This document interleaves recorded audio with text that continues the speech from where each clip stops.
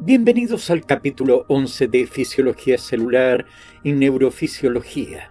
En esta sección exploraremos los fascinantes mecanismos de transporte celular y neurofisiología que permiten a nuestras células mantenerse en funcionamiento y coordinar una amplia variedad de procesos vitales. En este capítulo nos sumergiremos en el mundo de las proteínas integrales de membrana, conocidas como bombas o ATPasas. Estas moléculas desempeñan un papel fundamental en el transporte activo primario, utilizando la energía liberada por la hidrólisis del ATP para mover específicamente solutos como sodio, hidrógeno y calcio, en contra de sus gradientes electroquímicos. Nos enfocaremos especialmente en la bomba de sodio-potasio ATPasa, que se encuentra en la mayoría de las células y es esencial para mantener los gradientes de iones de sodio y potasio en la membrana celular. A lo largo del capítulo también descubriremos cómo el SERCA, Endoplasmic Reticulum Calcium ATPasa, juega un papel crucial en el almacenamiento y regulación del calcio en el retículo endoplasmático, y cómo el gradiente electroquímico de sodio generado por la bomba de sodio-potasio es un componente clave en el transporte activo de solutos y agua a través de las células epiteliales. Además, exploraremos la colaboración entre el sodio-potasio ATPasa y el NCX, intercambiador sodio-calcio, en el espacio juntural, lo que permite la absorción y secreción de sustancias en diversos tejidos y órganos. También conoceremos las fascinantes ATPasas de transporte, como las proteínas ABC, que utilizan la energía del ATP para transportar diversos sustratos a través de las membranas celulares. Este capítulo nos sumerge en el emocionante mundo del transporte celular y neurofisiología, donde descubriremos cómo estas complejas maquinarias aseguran el correcto funcionamiento de nuestras células y tejidos, permitiendo la homeostasis del organismo y la realización de una amplia gama de funciones vitales. Comencemos nuestro viaje de aprendizaje a través de preguntas para profundizar en estos temas fascinantes. ¿Qué tipo de transporte realizan las proteínas integrales de membrana conocidas como bombas o ATPasas? Las proteínas integrales de membrana conocidas como bombas o ATPasas realizan transporte activo primario. ¿Qué es el transporte activo primario? El transporte activo primario es el movimiento de solutos en contra de sus gradientes de concentración o carga eléctrica, utilizando directamente la energía liberada por la hidrólisis del ATP. ¿Cuál es el ejemplo más conocido de transporte activo primario? El ejemplo más conocido de transporte activo primario es la bomba de sodio-potasio ATPasa. ¿Qué solutos transporta la bomba de sodio-potasio? La bomba de sodio-potasio transporta iones de sodio hacia el exterior de la célula y iones de potasio hacia el interior de la célula. ¿Cuál es la función principal de la bomba de sodio-potasio en las células? La función principal de la bomba de sodio-potasio es mantener los gradientes de iones de sodio y potasio a través de la membrana celular, lo que es esencial para el potencial de membrana y la excitabilidad celular. ¿Qué diferencia una bomba electrogénica de una no electrogénica? Una bomba electrogénica genera un flujo neto de carga eléctrica a través de la membrana durante el transporte, mientras que una bomba no electrogénica no lo hace. ¿Es la bomba de sodio-potasio una bomba electrogénica? Sí. La bomba de sodio-potasio es una bomba electrogénica, ya que transporta más cargas positivas hacia el exterior de la célula que hacia el interior. ¿Qué son los glucósidos cardíacos y cómo afectan a la bomba de sodio-potasio? Los glucósidos cardíacos son compuestos que inhiben parcialmente la bomba de sodio-potasio, lo que puede aumentar los niveles de calcio intracelular y ser utilizados terapéuticamente en condiciones cardíacas como la insuficiencia cardíaca congestiva. ¿Qué es SERCA y dónde se encuentra? SERCA, Endoplasmic Reticulum Calcium ATPasa, Es una bomba de calcio que se encuentra en la membrana del retículo endoplasmático. ¿Cuál es la función principal de cerca? La función principal de cerca es transportar activamente iones de calcio desde el citosol hacia el lumen del retículo endoplasmático. ¿Cuál es la diferencia entre transporte activo primario y secundario? El transporte activo primario utiliza directamente la energía del ATP, mientras que el transporte activo secundario aprovecha gradientes de concentración generados previamente por bombas de transporte. ¿Cuál es el mecanismo de transporte del cerca? El cerca utiliza la energía liberada por la hidrólisis del ATP para transportar iones de calcio desde el citosol hacia el lumen del retículo endoplasmático. ¿Qué consecuencias tendría la inhibición del cerca? La inhibición del cerca conduciría a una acumulación de calcio en el citosol y alteraría la señalización celular y diversas funciones celulares. ¿Qué es el transporte transepitelial?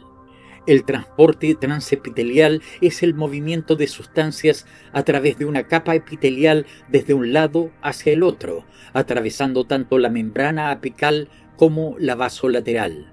¿Qué tipos de transporte ocurren en el transporte transepitelial?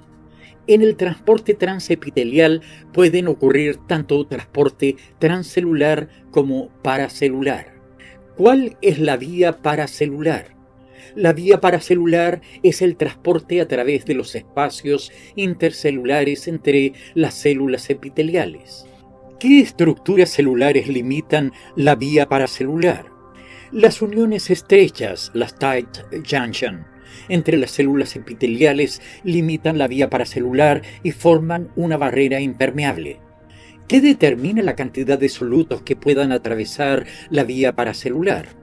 La permeabilidad de las uniones estrechas determina la cantidad de solutos que puedan pasar a través de la vía paracelular. ¿Qué son las fuerzas osmóticas y eléctricas en el transporte transepitelial? Las fuerzas osmóticas y eléctricas son gradientes que influyen en el transporte de solutos y agua a través del epitelio. ¿Qué ocurre si hay una mayor concentración de solutos en la luz del epitelio que en el tejido? Si hay una mayor concentración de solutos en la luz del epitelio que en el tejido, habrá un gradiente osmótico que impulsará el flujo de agua y solutos hacia el tejido. ¿Cuál es la vía transcelular? La vía transcelular es el transporte a través del interior de las células epiteliales, donde los solutos ingresan a la célula desde un lado y luego se liberan hacia el otro lado. ¿Cuál es la principal diferencia entre la vía paracelular y la vía transcelular? La principal diferencia entre la vía paracelular y la vía transcelular es que la primera ocurre entre las células epiteliales, mientras que la segunda ocurre a través del interior de las células. ¿Qué mecanismos de transporte están involucrados en la vía transcelular? En la vía transcelular, diversos mecanismos de transporte como difusión simple, transporte activo, endocitosis y exocitosis pueden estar involucrados. ¿Cómo se transportan los nutrientes desde la luz intestinal hacia el torrente sanguíneo?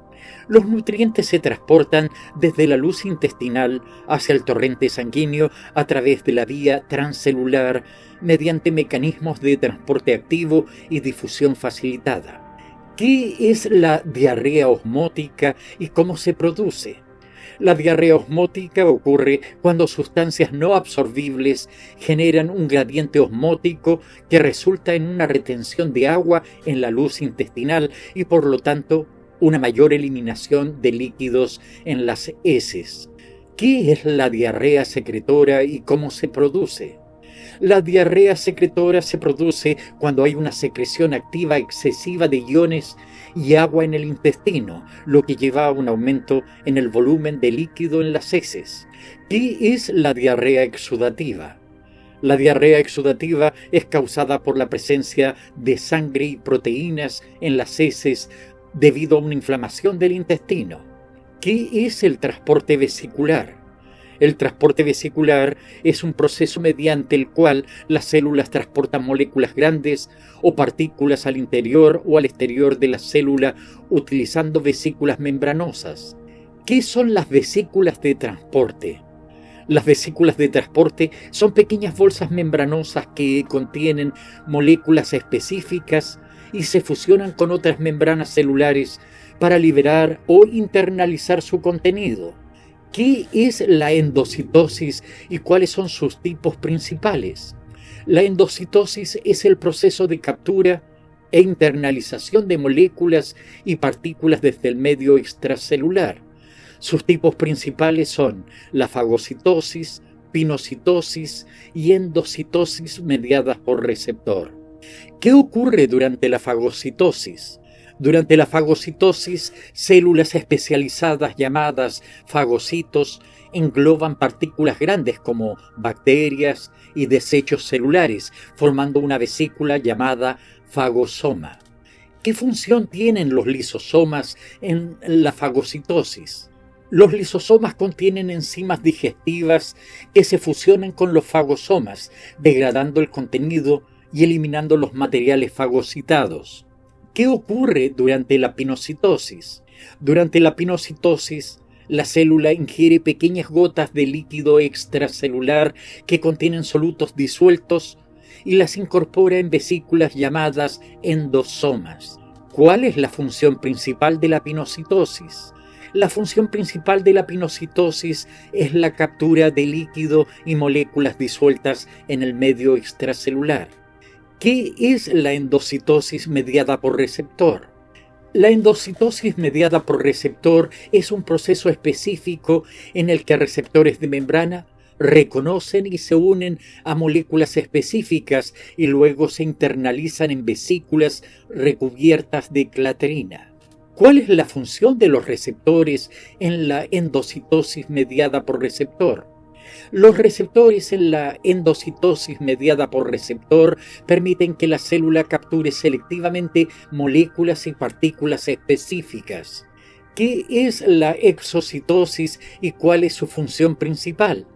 La exocitosis es el proceso mediante el cual las células liberan moléculas o partículas fuera de la célula al fusionar vesículas con la membrana celular. Su función principal es secretar sustancias al medio extracelular. ¿Qué tipo de células realiza exocitosis? Las células especializadas, como las células secretoras, neuronas y células del sistema inmunitario, realizan exocitosis para liberar productos específicos. ¿Qué es la neurotransmisión y cómo ocurre? La neurotransmisión es la comunicación entre neuronas y ocurre cuando una neurona libera neurotransmisores en la sinapsis para afectar a otra neurona o célula diana. ¿Qué son los neurotransmisores? Los neurotransmisores son sustancias químicas que transmiten señales entre neuronas o desde neuronas hacia células diana, como músculos o glándulas. ¿Qué es la liberación de neurotransmisores por exocitosis regulada? La liberación de neurotransmisores por exocitosis regulada es un proceso en el que la liberación de los neurotransmisores en la sinapsis está regulada por señales eléctricas o químicas específicas. ¿Cuál es el papel del calcio en la exocitosis de neurotransmisores? El calcio juega un papel crucial en la exocitosis de neurotransmisores, ya que su entrada a la neurona desencadena la fusión de vesículas que contienen neurotransmisores con la membrana celular. ¿Qué es la sinapsis química? La sinapsis química es el punto de contacto entre dos neuronas o entre una neurona y una célula diana, donde la señal se transmite mediante neurotransmisores. ¿Qué es la sinapsis eléctrica y cómo se diferencia de la sinapsis química? La sinapsis eléctrica es una unión directa entre las membranas de dos células mediante canales iónicos, lo que permite la transmisión rápida de señales eléctricas. Se diferencia de la sinapsis química en que no involucra la liberación de neurotransmisores. ¿Qué es la unión neuromuscular y cómo funciona? La unión neuromuscular es una sinapsis especializada entre una neurona motora y una fibra muscular esquelética. Cuando la neurona libera acetilcolina, se produce la contracción muscular.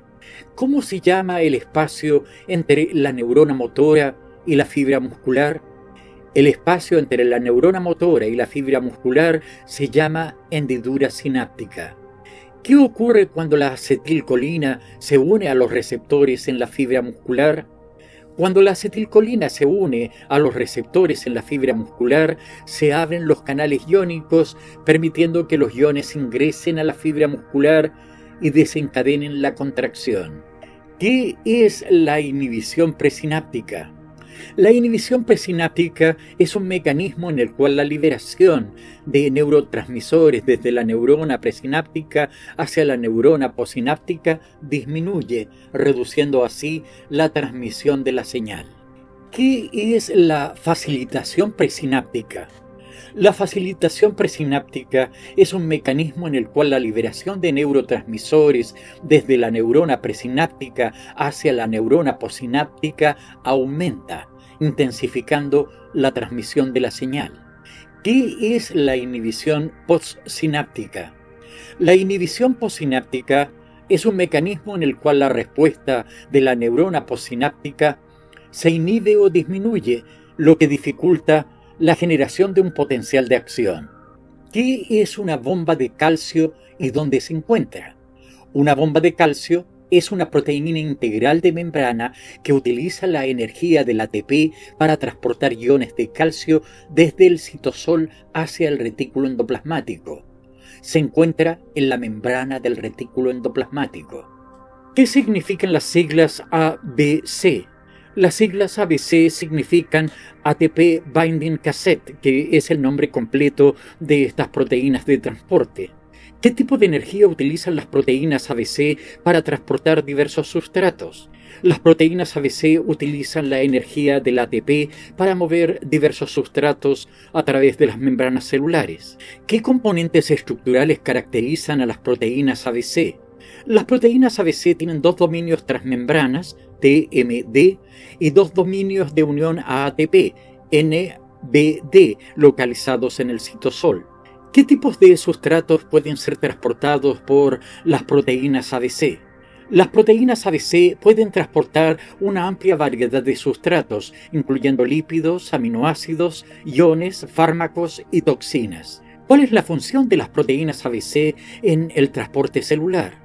Las proteínas ABC están involucradas en el transporte activo de sustratos dentro y fuera de las células, contribuyendo al mantenimiento del equilibrio iónico y la homeostasis celular.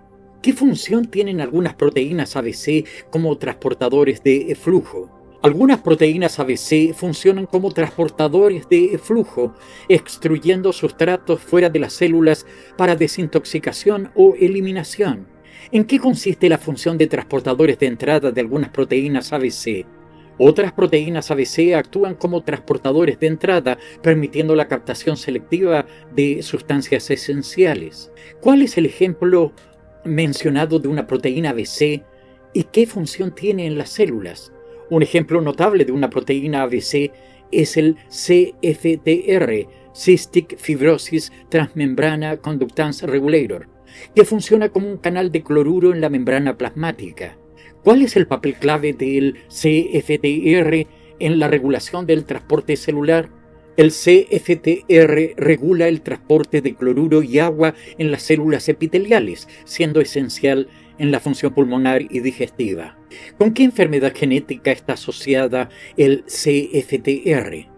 El CFTR está asociado con la enfermedad genética conocida como fibrosis quística, que afecta la producción de moco y fluidos en las vías respiratorias y el sistema digestivo.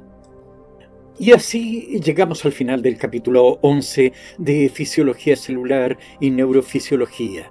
Espero que hayas disfrutado de este fascinante viaje por el mundo de transporte celular y las proteínas clave involucradas en el mantenimiento del equilibrio iónico y la homeostasis celular.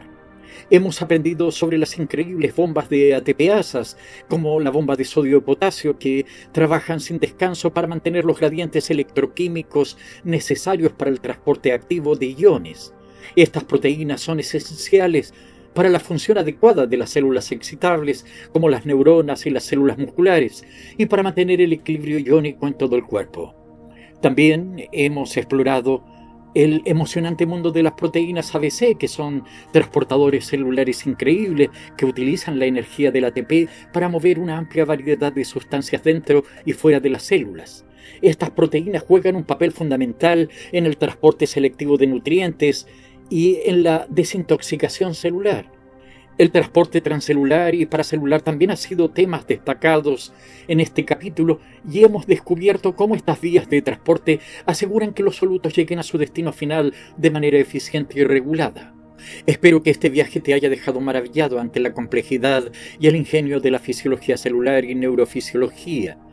Como siempre, la naturaleza nos sorprende con su increíble maquinaria molecular y los mecanismos ingeniosos que hacen posible la vida. Ahora que hemos terminado este capítulo, te invito a seguir explorando y aprendiendo sobre los misterios y maravillas del mundo celular. Hasta la próxima aventura en el asombroso universo de la ciencia. Cuídate y sigue explorando el fascinante mundo de la biología.